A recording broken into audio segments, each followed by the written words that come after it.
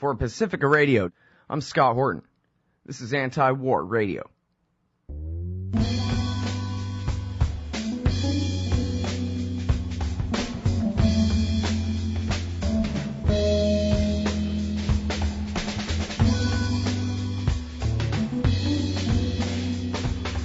All right, and our guest on tonight's show is the great Gareth Porter from Inner Press Service. That's IPSnews.net, and he also writes for Truth Out and other places like that.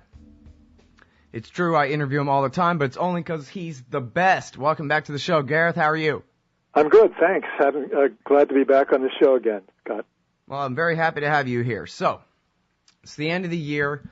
Obviously, the most important story is the war that hasn't happened yet and could be very, very terrible, and that is, just like it has been for the last 6 years, the possible war against Iran by the United States and or Israel. And the good news on that front is that a very top-level neoconservative at AEI, Danielle Pletka, is now on the record agreeing with Benjamin Netanyahu and Ehud Barak over there in Israel that they really don't believe that Iran would launch a nuclear attack against Israel if they did have a nuclear weapon. And apparently the current Mossad chief, Tamir Pardo, is on board with Meir Dagan and a couple of the former Mossad chiefs, that's Israeli intelligence over there, saying that even if they did have a nuke, that would not necessarily be an existential threat to Israel, much less the United States, like Michelle Bachmann is claiming and Newt Gingrich. And, of course, Leon Panetta, the Secretary of Defense, recently made a few different statements saying that, we really don't need to have a war over there, and it probably wouldn't go so well, and maybe we can find some other options. And so that sounds good to my ears, but apparently, according to some of the news, has been causing some problems in D.C., So that's the good news. And then the bad news is that Philip Giraldi, who also, like yourself, writes for antiwar.com and who also writes for the American Conservative magazine, he has reported in the last couple of weeks that Barack Obama has signed 2 new findings, and that is secret presidential orders commanding the CIA and, I guess, other intelligence agencies to step up covert action against Iran and Syria, which of course means support for the terrorist groups Jandala, PJAK, and the Mujahideen-e-Khalq. And according to Phil, some new Azeri groups as well there. And of course, we all know about the assassinations, sabotage, and cyber warfare, and piles upon piles of sanctions, including now against their central bank. So where does this all leave us? Let me just briefly comment on the 2 points that you referred to with regard to the political situation, the politics, if you will, inside Israeli society concerning the idea of threat from Iran. You're right, of course, the Daniel Pletka reflecting, I think, the Israeli government position has de-emphasized the idea of Iran using a nuclear weapon against Israel, and the current Mossad head has, in fact, talked about the fact that there is not an existential threat. So these are very interesting developments, but I think we need to put them in context. What is happening here is that there is a very lively debate in Israel, really for the first time over the last year or so, about the whole question of Iran and what to do about Iran's nuclear program.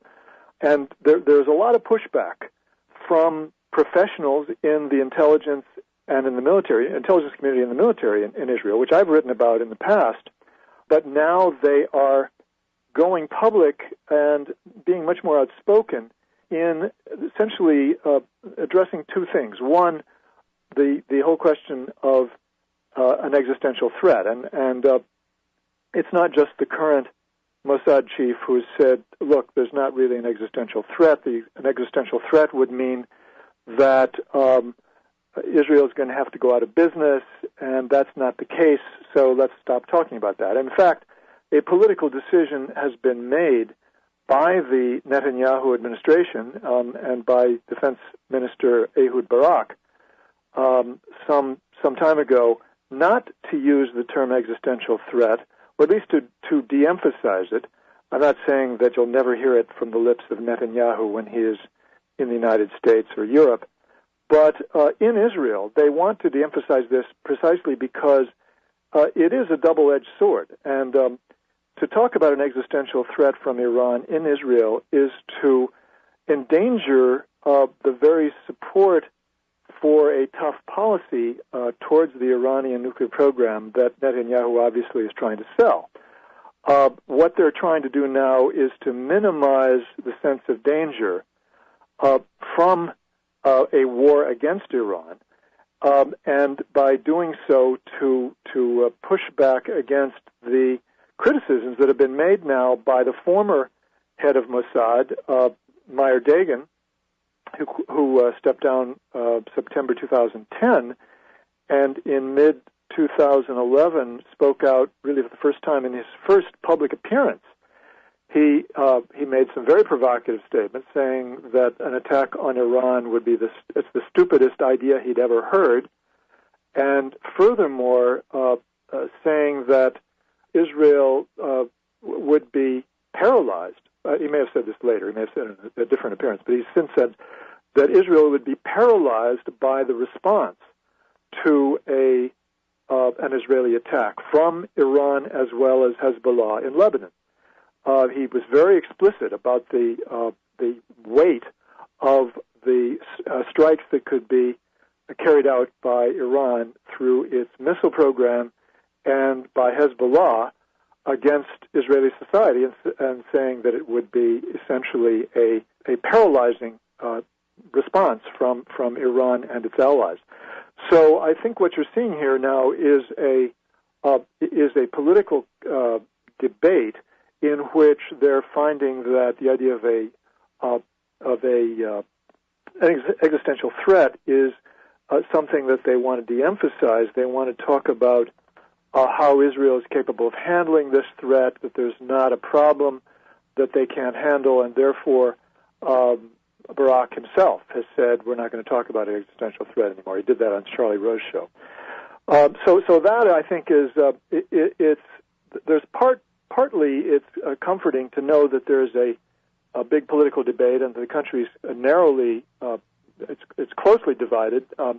The public opinion poll was published in early November, showed 41% of those surveyed in Israel were saying they supported the idea of a strike if it was necessary, a strike against Iran. 39% said they opposed.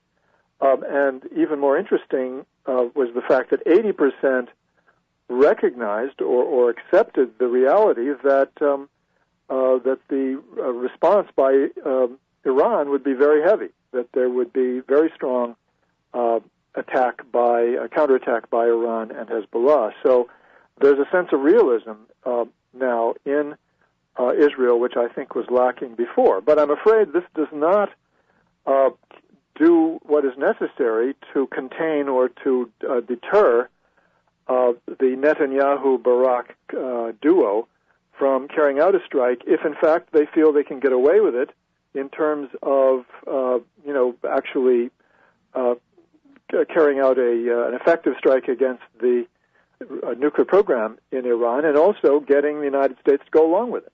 And that's, I think, where the real problem is. That's where the rub is. Mm-hmm. Well, so those two things have to go together, you're saying. They don't think that they could have a successful air war against Iran without America's help, do they? They believe that they're going to need to have the United States go along with it, whether it's passively or actively. They would like to have the United States join in, obviously, and that's what would make it a really effective strike. But I think the Israelis would be happy if they could carry it out and have the United States be passive and go along with it, because then if the Iranians, as they almost certainly would, were to counterattack, somewhere along the way, unless the United States does something very dramatic to basically separate itself from Israel in advance, U.S. targets would be hit and the United States would be implicated in the war and would almost certainly join in some fashion. Well, I don't understand what's really changed then. Just the politics in Israel, you're saying? Because that's what I'm saying. The politics in Israel have changed in that there is a debate, but the determination of Netanyahu and Barak seems to be unchanged.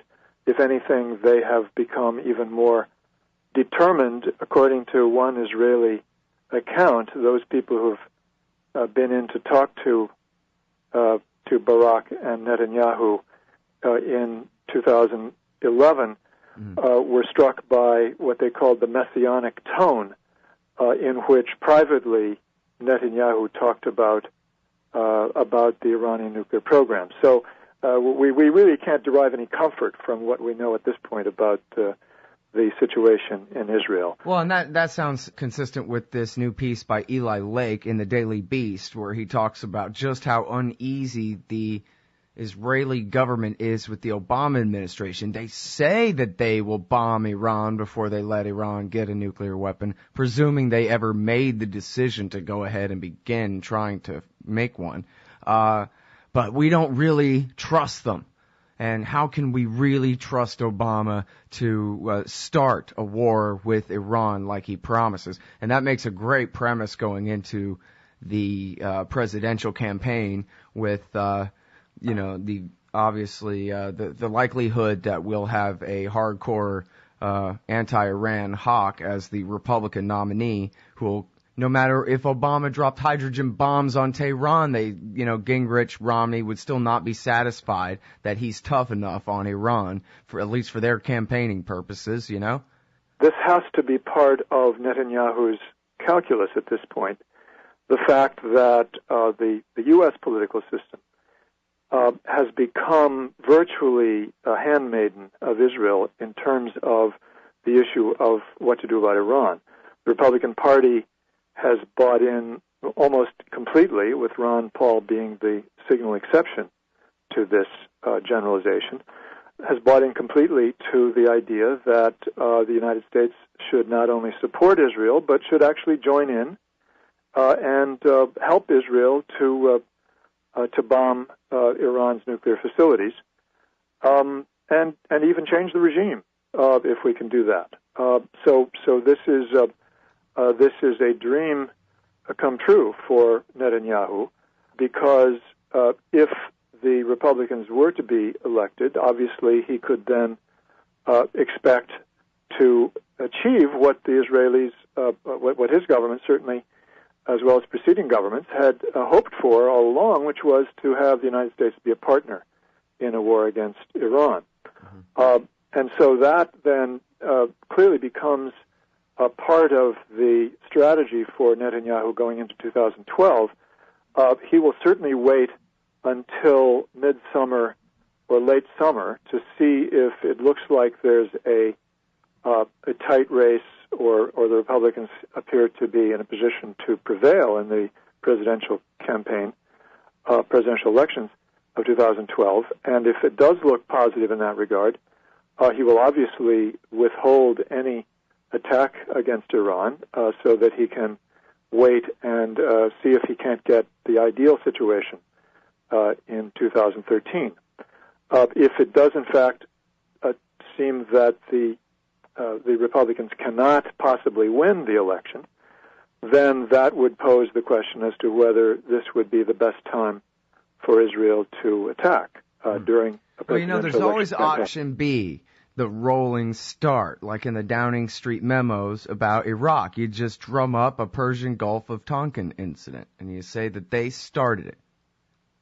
Well, I mean, that has always, of course, been one of the things that not only the Israelis, but the allies of Israel in the Bush administration had in mind as a way of starting war with Iran. We know, in fact, that Vice President Dick Cheney was counting on precisely that scenario in order to get into a war with Iran. He proposed, in fact, quite formally in 2007 that the United States tried to catch the Iranians in an incident that would involve the deaths of American troops, a number of American troops, and use that as a casus belli to attack Iran, and so this has been clearly on the table for the war hawks in both Israel and the United States, if they can come up with some kind of scenario that would do that. And I have to say that I have a strong suspicion that the current round of negotiations for an embargo of Iranian oil on the part of the United States and its allies in Europe and Asia is intended not by the United States, but by the Israelis, who really came up with the idea and really pushed through Congress to get this enacted against the desire of the Obama administration. That what they have in mind is that this will indeed lead to, or could lead to, the kinds of tensions in the Gulf that we've seen a hint of in recent days, with the Israelis threatening to close the Strait of Hormuz and the United States saying, no, you won't, we won't let you, or we will respond with appropriate force and so forth.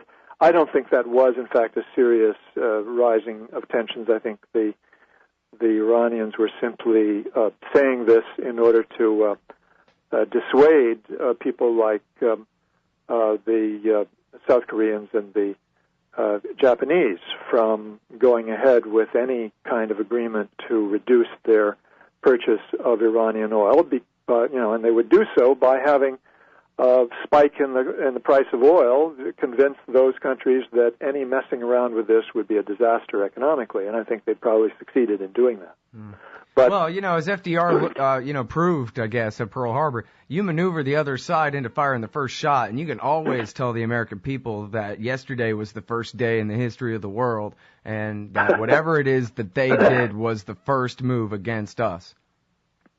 Well, right, and I think that there's a finite possibility that somehow or other the United States, against its will, and the Europeans more, quite consciously, will achieve enough of a reduction in Iran's oil exports to create some tension. But I also think that the most likely result of this is exactly what the Obama administration warned when it first was given the proposal by the folks at AIPAC and their friends in Israel, which was to say that this is simply going to play into the hands of the Iranians. It's going to give them more oil revenues, not less, simply because you're going to inevitably tighten supplies worldwide, and that is simply going to raise the price of oil for everybody. So I think this is a failure. It's going to be a failure, but I think what the Israelis had in mind was that they would hope that the Iranians would become more desperate and that they would respond with threats of force, if not doing something in the Strait of Hormuz that would trigger some kind of crisis. Mm-hmm. All right, now, the question remains here, what in the hell is all this about anyway? Because we know it's not about a nuclear weapons threat to Israel. They can't get a regime change. No one believes that any army is going to march into Persia and overthrow the government in Tehran. No one other than Bill Kristol believes that they could use the Mujahideen-e-Khalq to actually kill the Ayatollah and do a coup d'etat there. So what is bombing them supposed to accomplish anyway? What is even doing Mujahideen-e-Khalq, Jandala, Pijak terrorism against them supposed to even accomplish, Gareth? As always, in the case of Israel, the United States, and Iran, things are not at all what they seem. And I think to go back to your initial point about Daniel Pletka and her remarks, I think that was really quite revealing, because what she was saying was, look, this is not about nuclear weapons. We shouldn't fixate on just the idea that Iran having nuclear weapon would mean that it's going to threaten Israel with nuclear war. What we're really concerned about here is the balance of power. It's the balance of power that counts. And so this is really the Israeli interest. The Israeli interest. But wait a minute. This is where we get back to how any idiot could have told any other idiot for the last 10 years that if you get into a giant war with Iran, that chances are really good that Israel is going to be in a much worse position, at least in the medium term and probably the long-term future, in having to deal with all the rest of their neighbors and everything else. How is setting back their nuclear program by maybe a couple of years supposed to protect Israel's security when they're already in a rough neighborhood and everybody's already pissed off? You're absolutely right that there's a degree of irrationality here in the Likud position and the position of all those allies of Likud in the United States as well about attacking Iran, because the result is inevitably going to be that Israel itself is going to suffer. One of the points that Meyer Dagan has made, which I haven't cited, which goes even further than what I did talk about, is that this could in fact be the end of Israel. I mean, he's saying that an attack on Iran could, in fact, be, the death knell for the concept of Israel. I mean, he feels that strongly about it. And that's why, and of course, I mean, if you have a war in which thousands of rockets are falling on Israeli cities and killing thousands and thousands of people, I mean, what does this mean about the future of Israel? I mean, people are going to move out. You're going to lose the cream of the crop. And this is precisely why many people were saying that they were afraid of Iran having a nuclear weapon, because people would be afraid, regardless of the reality, they would be so fearful that people would start to leave Israel. Well, if you have a war, self-fulfilling prophecy. It's a self-fulfilling prophecy. If you have a war with Iran, of course, that magnifies itself by thousands of times. Mm-hmm. So that's where you get the absolute irrationality. Now, the other side of the picture, though, and the side of the picture that, again, simply never gets discussed, hardly ever gets discussed, is that what Netanyahu and Barak are really calculating here is that this is not going to happen unless the United States is going to go along with it, and that means unless they can calculate that if they attack Iran, it will mean war between the United States and Iran.